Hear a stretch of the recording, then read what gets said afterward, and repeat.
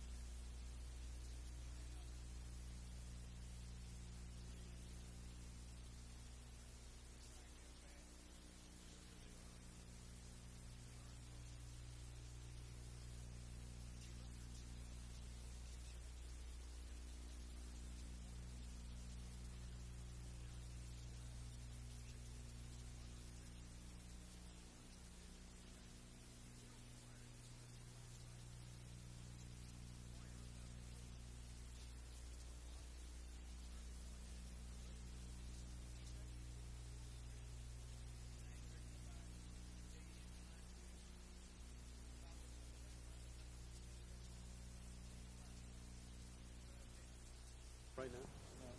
They are in a foster home, you know that? Yeah, I know that. As soon as I had someplace.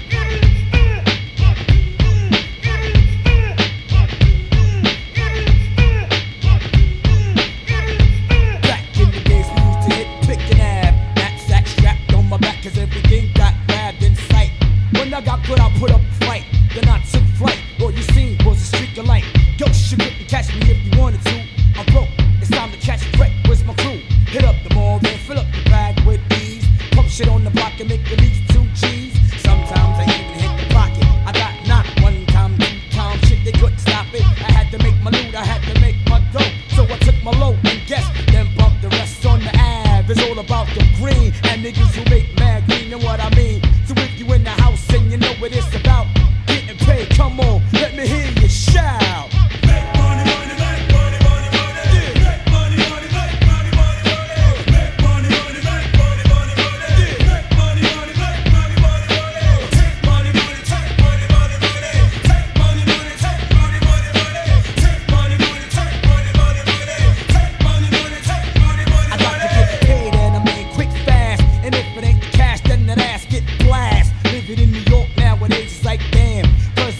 broke, nobody wants to be your man, especially the girls when they come to kick the game. You got to have the loot plus the gear to maintain. I can't take the heat, there's a strain on my brain. And when my pockets are broke, my heart feels the pain. I gotta get a grip, cause I might just flip. I'm thinking of a whip, with my chrome and my clip. It's a jack, take your fucking hand off the wheel. Turn around slowly, bitch, you know the deal. Shorty, you crazy. Nah, I need dough, and I'ma do what I gotta do. Where's my flow? I wanna grab the mic, flip, skip and get paid. But if I puff a dead dream, damn, I'm getting played. Word to my mills, no feels, gotta go. And if you wanna bop making dough, let me know. I'd rather get paid with the paid program. You can keep the fame and fuck who's the man. I scheme till I go get the green. And if you want a scene of the money fiend niggas, let me hit the screen. Everybody in the house, if you want dough, you got to let me know.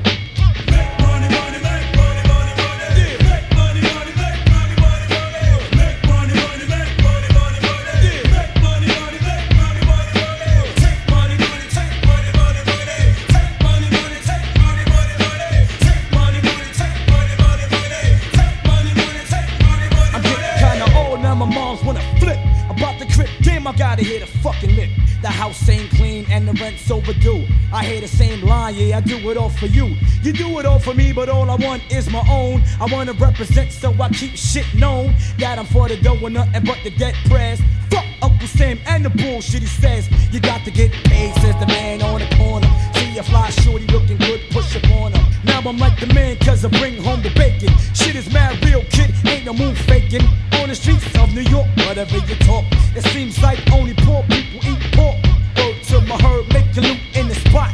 If you wanna get paid, let me see you lick one shot. Make money, money, make money, money, money. Yeah. Make money, money, make money, money, money. Make money, money, make money, money, money. Yeah. Make money, money, make money, money, money. Take money, money, take money, money, money. Take money, money, take money, money, money. Take money, money, take money, money, money. Take money, money, take money, money, money.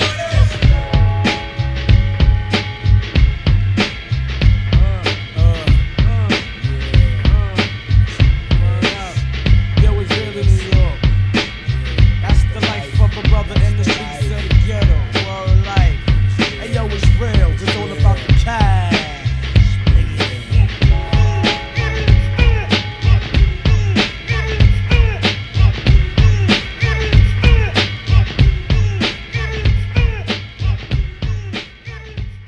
At a news conference this morning, Cheeks and several welfare mothers pointed out that the state lottery system gets most of its support from poor whites and poor blacks.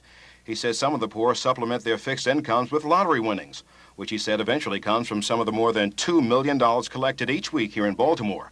The group says a lottery boycott would bring attention to their cause. We want a raise of the welfare grant on a parity with the cost of living.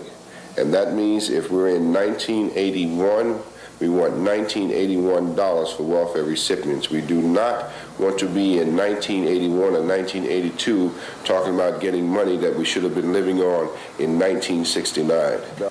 If the lottery loses $1 million in 1 week, they'll get the message that they're going to have to start putting more money back into the poor community and where the real support of the state lottery is. This lottery outlet is located in the Park Heights area, an area where the number of welfare recipients is extremely high. They say at least $45,000 a week in revenue is raised towards the state lottery. Would you go along with the plan to boycott the lottery?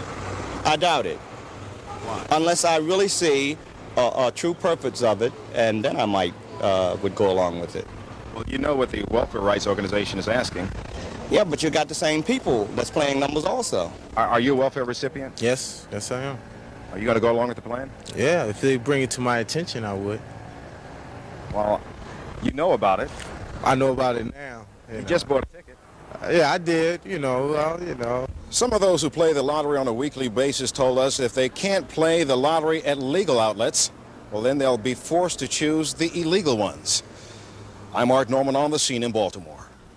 Inside the car, leaving the federal courthouse after his arrest, 29-year-old Richard Savina, self-proclaimed Imperial Wizard of the Maryland KKK, charged with trying to bomb a building. The initial conspiracy was between the two Imperial Wizards, Mr. Savina and Mr. Sickles.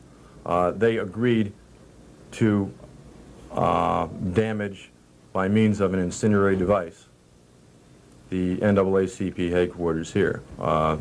They had discussed this agreement on several occasions. When was that planned for? There was no date. We felt at this time that since yesterday they had constructed the device, we felt at this time it was in the best interest of the safety of the public to culminate the investigation.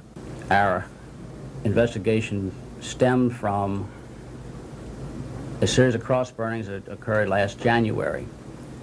We made arrests on some cross burnings at that time. Information gathered after those arrests led us to believe there were people who had Klan affiliations possibly involved in the unsolved cross burnings.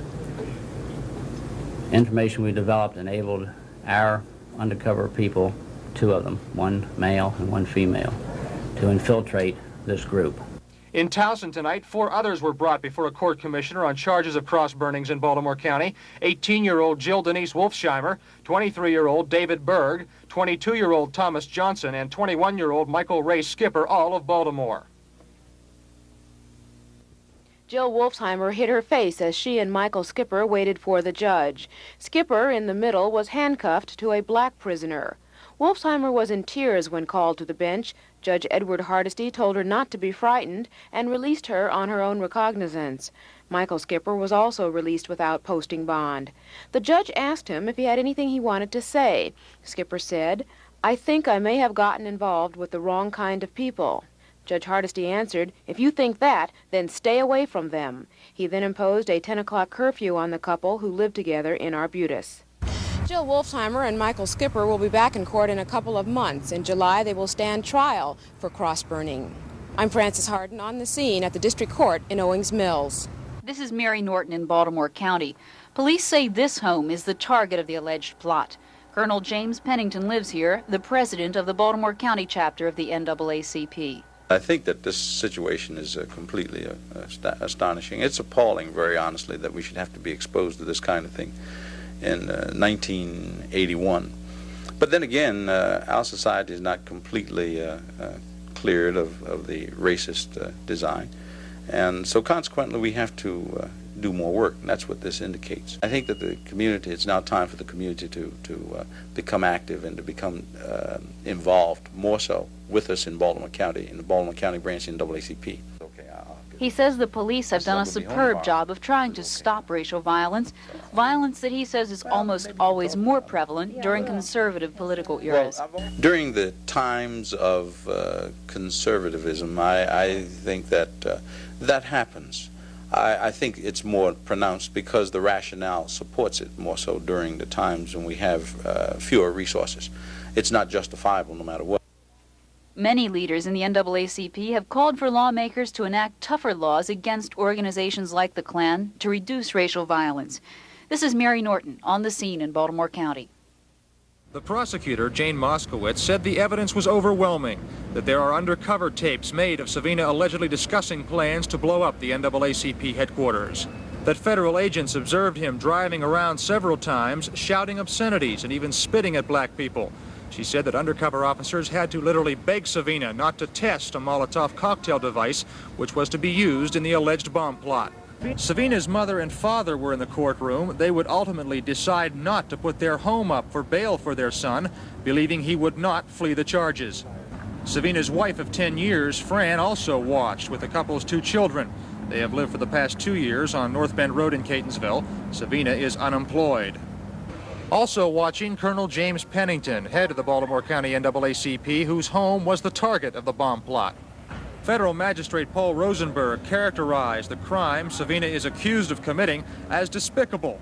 He set bail at $25,000 and scheduled a preliminary hearing for Savina next Friday. Another suspect, Robert Parrish of Essex, accused of possession of a sawed-off shotgun, was released on $10,000 signature bond. Richard Savina lives in this house in the 600 block of North Bend Road. Tonight, he is being held in an undisclosed jail, sent there after his arrest for allegedly planning to blow up the Baltimore County branch of the NAACP. Ironically, a black family lives directly across the street, and the lady of the house said she was unaware of Savina's Klan activity and never had any trouble from the man. Like I said, I don't have any comments about him because it didn't bother me or anything like that. And the children got along and she speaks and all, that's all. Never harassed you at all then? Nope. Not at all, not one. How do you feel about the fact that somebody on your street is apparently involved in the Ku Klux Klan? It makes me a little nervous. Don't like it whatsoever. Others said most of the neighborhood children apparently heard of Savina's KKK activity from the man's 7-year-old son. But adults in the neighborhood simply dismissed the children's talk as storytelling. Savina was somewhat of a stranger in his own neighborhood, but he apparently was not a stranger to another neighborhood, that off Winters Lane in Catonsville. I've seen this gentleman on Winters Lane quite a few times, and riding up and down Winters Lane. And, you know, the people in the community have been complaining about egg throwing and tomato throwing. I finally found the individual who was involved in this kind of thing. It was Colonel Pennington's Catonsville home that was the target of the alleged bomb plot against the NAACP. Today in federal court, Savina was ordered held on $25,000 bail. The prosecutor in the case said the evidence against him was overwhelming, including tapes made by undercover police in which Savina allegedly discusses plans to bomb the NAACP headquarters. Federal Magistrate Paul Rosenberg called the crime despicable. He set a preliminary hearing for Savina next Friday. Savina and 9 others were arrested yesterday by federal agents and Baltimore County Police in connection with the bomb plot and county cross burnings. Wayne Lynch on the scene, the federal courthouse. Steve Kapelis and Emery Plitt, attorneys for the state, asked that Judge Ramsey accept an existing plan to end overcrowding, which involves limited double celling at the new Jessup Annex and double bunking at the House of Correction. Kapelis admitted, though, that plan is already in dispute and is the subject of an appeals court hearing in Richmond June 1st. Judge Ramsey said he had no alternative. The court could not be rendered a helpless giant and said fines must be levied in this case. He said he would decide what they would be probably by Monday. Charles Hopkins, an inmate at Hagerstown, then rose to tell the judge the state was really not trying to comply with the court decree to end overcrowding, and that inmates planned a 3-day sick-out starting Monday to protest conditions. Criminals who escape from our prisons pose an alarming threat. The only way many can survive in the outside world is through further crime. Police want your help in locating Alfonso Clinton Canty, a convicted murderer. Canty was serving a 23-year sentence at Hagerstown prison when he escaped March 20th of this year. Canty is 22 years old, 5'7", 143 pounds, and he has a tattoo on his right forearm. Goldie Doby also escaped from the Hagerstown prison on March 20th. He was serving 11 years for robbery. Doby is 23 years old, 5'8", 130 pounds. 36-year-old Moses Herman Fisher, Jr. was serving a 15-year sentence at Brockbridge Prison for rape and is also wanted for bank robbery in Delaware. He escaped last October. Fisher is 5'10", 150 pounds. Anthony David Rackley, also known as Andy Frank Park, was serving a 20-year term at the Maryland House of Corrections for robbery with a deadly weapon. He escaped in July 1980. Rackley is 31 years old, 5'10", 217 pounds, brown hair, blue eyes. He has a scar on the left side of his head and 2 tattoos, one on his forearm and one on his shoulder that says Chris. Shirley Bailey Wardell escaped from the Greenmount Pre-Release Center April 4th, 1980. He was serving an 18-year term for second-degree murder. Wardell is 32 years old, 5'5", 172 pounds, and has scars on his nose and forehead.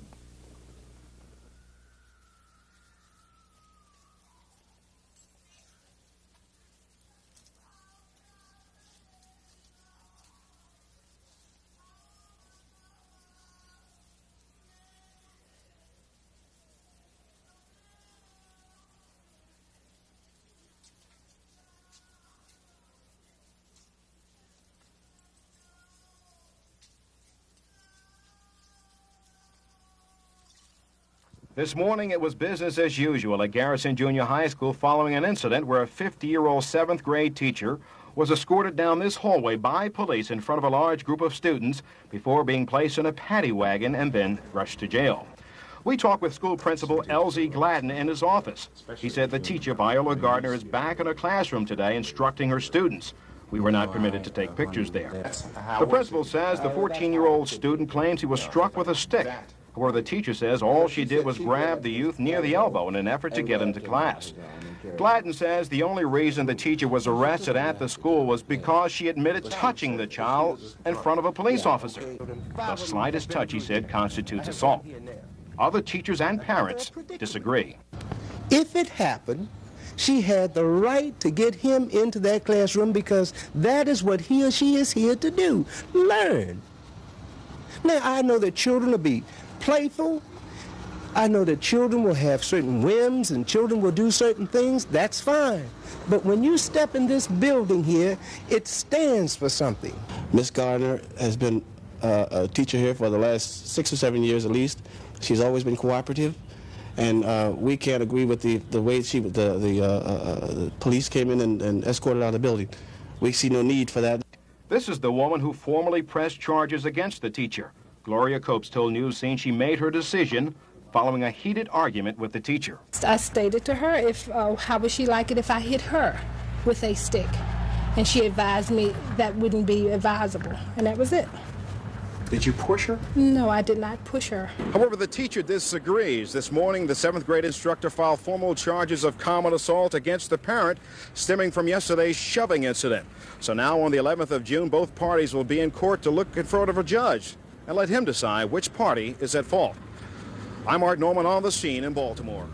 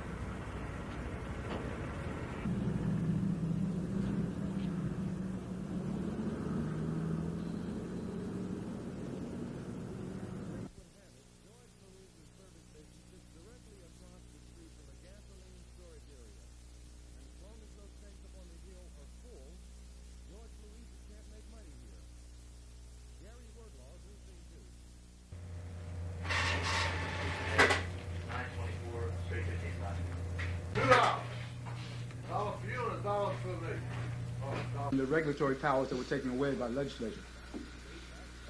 Like that might, and they aren't getting contracts of services. And we will be watching. The Relations Commission to launch an investigation into the agency practices. Based upon data that I've received from those working in the lottery, blacks in this state contribute more than $5 million to the lottery a week. I'd like to see the lottery gotten rid of, but we're stuck with it apparently for a while, unless something untoward happens to it. If we're going to be stuck with it, it's my feeling we should not permit that agency to practice racial discrimination any more so than any other agency.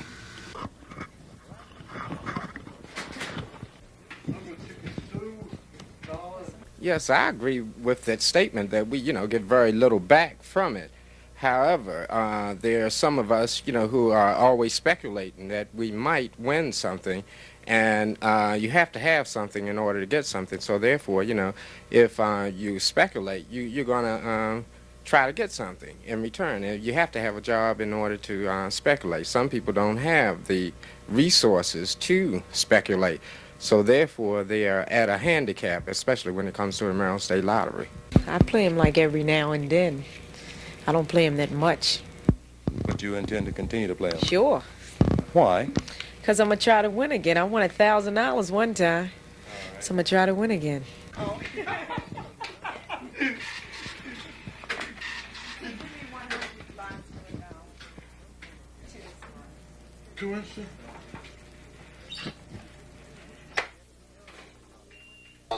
When asked if he would mount an effort to get blacks to stop buying lottery tickets, Congressman Mitchell said no.